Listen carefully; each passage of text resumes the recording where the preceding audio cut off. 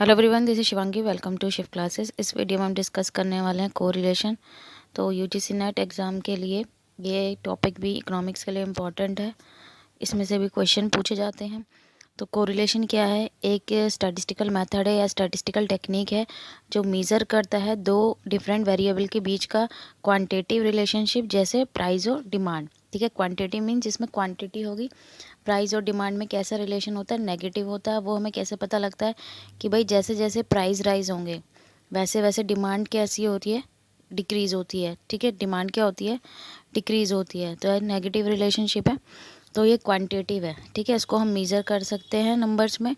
तो कोरिलेशन का मीनिंग समझ में आ गया कि जो क्या बताता है, डिफरेंट वेरिएबल्स के बीच में क्वांटिटेटिव रिलेशनशिप। अब कोरिलेशन दो तरीके के होते हैं, एक होता है पॉजिटिव और दूसरा होता है नेगेटिव। तो पॉजिटिव कोरिलेशन क्या होता है? जब दो वेरिएबल्स, ठीक है, मूव करते हैं सेम ही डायरेक्शन में, मीन्स अगर एक इंक्रीज़ हो रहा है तो दूसरा भी इंक्रीज़ हो रहा है, अगर एक डिक्रीज़ हो रहा है तो दूसरा भी डिक्रीज़ हो रहा है। जैसे हम यहाँ प्राइस और सप्लाई का एग्जांपल ले सकते हैं कि प्राइस इंक्रीज़ होते हैं तो सप्लाई भी इंक्रीज़ होती है, और प्राइस डिक्रीज़ होता है तो सप्लाई भी डिक्रीज़ हो जाती है। और नेगेटिव कोरिलेशन जिसमें डायरेक्शन अपोजिट डायरेक्शन होती है, तो प्राइस और डिमांड का हो गया। ठीक है, जब दो वेरिएबल डिफरेंट डायरेक्शन में जाते हैं। ठीक है, एक बढ़ रहा है तो दूसरा घट रहा है। नेक्स्ट है आपका लीनियर और नॉन लीनियर कोरिलेशन। तो लीनियर में क्या होता है कि जब कांस्टेंट प्रोपोर्शन में चेंज आता है दो वेरिएबल में। ठीक है, कांस्टेंट मीन्स देखो एग्जांपल कि जो ए वेरिएबल है उसमें कितने कितने का गैप है, 2 का, और बी वाले वेरिएबल में 5 का। तो ये कांस्टेंट रिलेशन है, मतलब कि ये नहीं कभी कम हो रहा है, जो उनके बीच में चेंज है कभी ज़्यादा हो रहा है, मीन्स कांस्टेंट है। ठीक है, तो जब चेंज होता है कांस्टेंट होता है तो उसे हम लीनियर कोरिलेशन कहते हैं। नेक्स्ट है आपका नॉन लीनियर। तो इसका अपोजिट हो गया जब दो वेरिएबल में कोई भी कांस्टेंट प्रोपोर्शन में चेंज नहीं होता। तो आप देख सकते हैं कि कांस्टेंट प्रोपोर्शन में चेंज नहीं है। ठीक है, पहले में 2 का है, और फिर 3 और 7 में 4 का गैप है, 12 और 7 में 5 का। तो नॉन लीनियर कोरिलेशन ये होता है।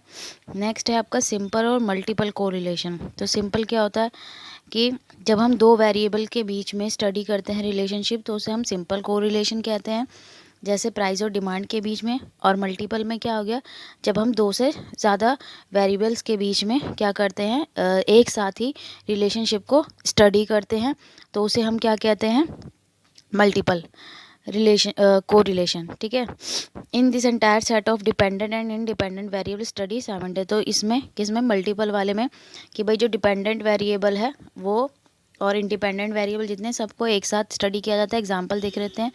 Effect of rainfall, manure, water etcetera on per hectare productivity of wheat. ठीक है, एक साथ देखेंगे कि वीट की प्रोडक्टिविटी पे, भाई वीट हो गया हमारा डिपेंडेंट वेरिएबल। ये वीट की जो प्रोडक्टिविटी है कि भाई उसकी पैदावार कितनी होगी, वो किस पर डिपेंड कर रहा है, रेनफॉल कितनी है, कितनी अच्छी मैन्योर, वाटर और भी जो क्रॉप के प्रोडक्शन के लिए चाहिए होता है, वो सब चीज़ें। अब आ गया डिग्री ऑफ कोरिलेशन। तो डिग्री ऑफ कोरिलेशन को कोफिशिएंट ऑफ कोरिलेशन भी कहा जाता है। तो ये चीज़ आपको ध्यान रखनी है, डिग्री ऑफ कोरिलेशन को क्या कहा जाता है, कोफिशिएंट ऑफ कोरिलेशन। अब ये पॉजिटिव से नेगेटिव होते हैं। ठीक है, अब देखते हैं। पहले है परफेक्ट कोरिलेशन। जब दो वेरिएबल्स चेंज होते हैं सेम प्रोपोर्शन में, उसे हम क्या कहते हैं, परफेक्ट कोरिलेशन। ठीक है, जब दो वेरिएबल सेम प्रोपोर्शन में चेंज होते हैं उसे परफेक्ट कोरिलेशन कहते हैं। और परफेक्ट नेगेटिव, जब दो वेरिएबल में जो चेंज होता है वो सेम डायरेक्शन में नहीं होता। ठीक है, in the case of coefficient of correlation is perfect, sorry ये परफेक्ट पॉजिटिव था। ठीक है, सॉरी ये परफेक्ट पॉजिटिव था। परफेक्ट कोरिलेशन के दो टाइप हैं, परफेक्ट पॉजिटिव और परफेक्ट नेगेटिव। ठीक है, तो परफेक्ट कोरिलेशन का मतलब क्या है कि जब दो वेरिएबल सेम प्रोपोर्शन में चेंज हो रहे हैं। ठीक है, और इसके दो पार्ट हैं, परफेक्ट पॉजिटिव और परफेक्ट नेगेटिव। परफेक्ट पॉजिटिव में क्या होता है, जब दो वेरिएबल में जो चेंज हो रहा है, प्रोपोर्शनल चेंज हो रहा है, ठीक है, सेम डायरेक्शन में हो रहा है, इसमें कोरिलेशन कोफिशिएंट क्या होगा, +1। और जब अपोजिट डायरेक्शन में होता है, ठीक है, दो वेरिएबल में चेंज, उस टाइम पे कोफिशिएंट ऑफ कोरिलेशन क्या होता है, नेगेटिव। तो डिग्री ऑफ कोरिलेशन को हम क्या बोलते हैं, कोफिशिएंट ऑफ कोरिलेशन। पॉजिटिव के केस में, परफेक्ट पॉजिटिव के केस में +1 होगा, परफेक्ट नेगेटिव के केस में -1 -1 होगा, ठीक है। अब absence of correlation, if there is no relation between two series और variable on the change in other than the दो सीरीज और variable lack any correlation between है, ठीक है। अब जब कोई दो वेरिएबल है, सीरीज है, जिनमें कोई एक में चेंज होने से दूसरे पे कोई इफेक्ट नहीं पड़ रहा, तो वहाँ पे कोरिलेशन एब्सेंस होता है।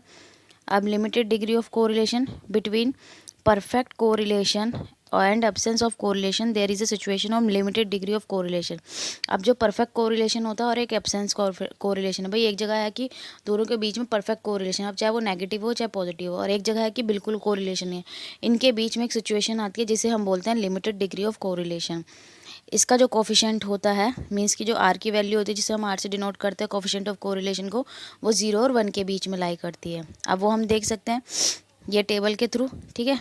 अब पॉजिटिव नेगेटिव परफेक्ट के केस में +1 और -1 होती है। जब हाई डिग्री ऑफ कोरिलेशन है तो उसमें अगर पॉजिटिव है तो 0.75 से 1 के बीच में लाई करेगी, और नेगेटिव है तो -0. वही डिजिट है, बस नेगेटिव में नेगेटिव हो जाएगी। मॉडरेट में 0.25 0.75 यहाँ नेगेटिव हो गई है। लो के केस में 0 और 0.25, ठीक है। नेगेटिव में 0 और -0.25 के, और जब 0 डिग्री होगा तो 0 होगा, ठीक है, जब रिलेशनशिप ही नहीं है। अब आगे इसके स्कैटर डायग्राम, ठीक है। वीडियो थोड़ी लेंदी हो जाएगी लेकिन इंपॉर्टेंट है एक एक पॉइंट इसका। स्कैटर डायग्राम ये क्या है, ग्राफिक एक्सप्रेशन है किसका, डिग्री ऑफ कोरिलेशन का। जितनी ज़्यादा डॉट क्लोज होंगी एक दूसरे के पास, ठीक है, उतनी हाई डिग्री ऑफ कोरिलेशन होगा, और जितनी जो स्कैटर्ड होंगी, इतनी दूर दूर होंगी, उतना ज़्यादा उनके बीच में कोरिलेशन कम होगा। तो आप देख सकते हैं अगर परफेक्ट पॉजिटिव है तो आप देख सकते हैं परफेक्ट पॉजिटिव के केस में किस तरीके से है आपका ये, ठीक है। ये डॉट है एकदम क्लोज हैं तो +1।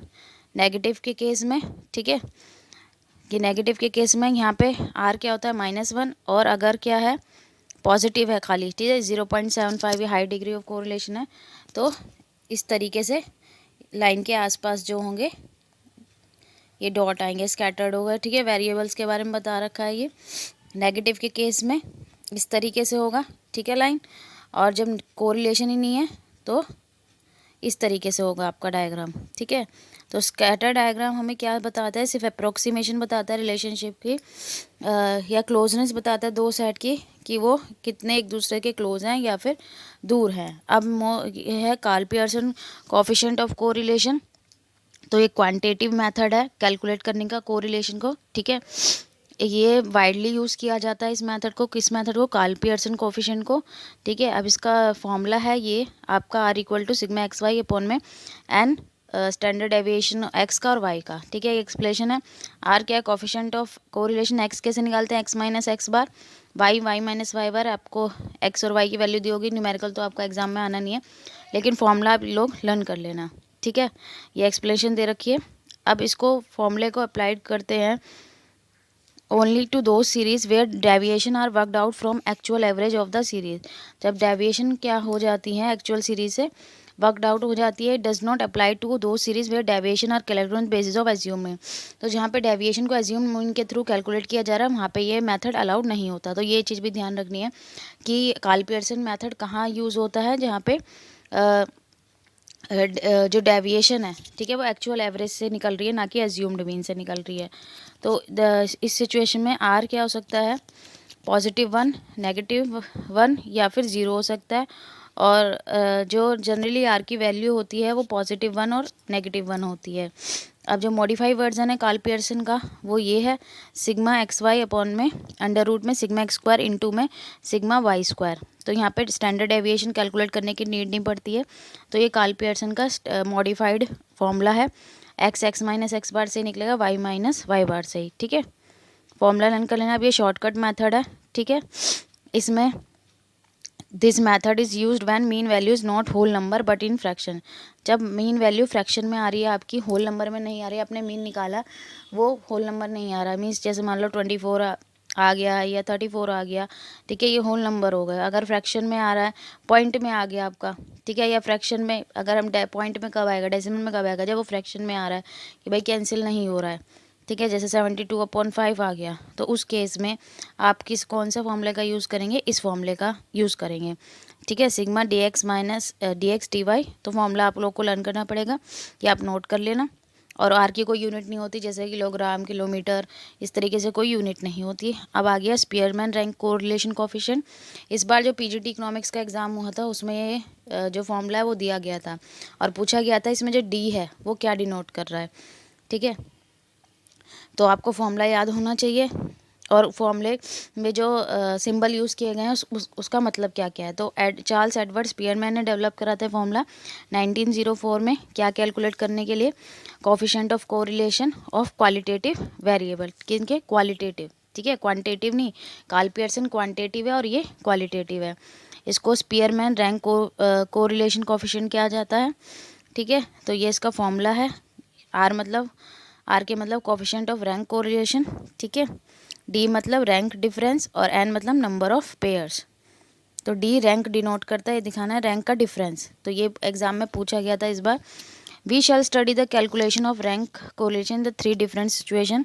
अब रैंक जो है हम कोरिलेशन में कब कब कर सकते हैं, जब रैंक गिवन हो। ठीक है, कैलकुलेशन ऑफ रैंक कोरिलेशन कब कब हम यूज़ कर सकते हैं, या रैंक गिवन नहीं है, when the value of the series are the same, और जब सीरीज़ की वैल्यूज जो हो सेम हो। Coefficient of rank correlation when rank are equal. कई बार क्या होता है, 2 आइटम ऐसे होते हैं जिनकी रैंक इक्वल होती है। ठीक है, जैसे सेम वैल्यू आ गई 10-10, ठीक है, 10 मान लो जो आ रहा है वो 6th नंबर पे आ रहा है, तो दोनों की दो 10 हैं आपके पास, दोनों को 6th रैंक देनी पड़ेगी। तो उस केस में हम ये वाला फॉर्मूला लगाते हैं। ठीक है, ये फॉर्मूला लगता है जिसमें m जो होता है वो number of item of equal ranks होता है, कि भाई कितने इक्वल रैंक्स वाले आइटम्स है। जिससे जैसे बढ़ता जाएगा वैसे वैसे आपका फॉर्मूला भी ये इंक्रीज होता जाएगा। अब जो स्पीयरमैन रैंक कोरिलेशन मेथड है वो इजी है एज कम्पेयर टू जो कार्ल पियर्सन का मेथड है। Rank correlation method is very convenient method when the series giving only order of preference and not the actual value of variables.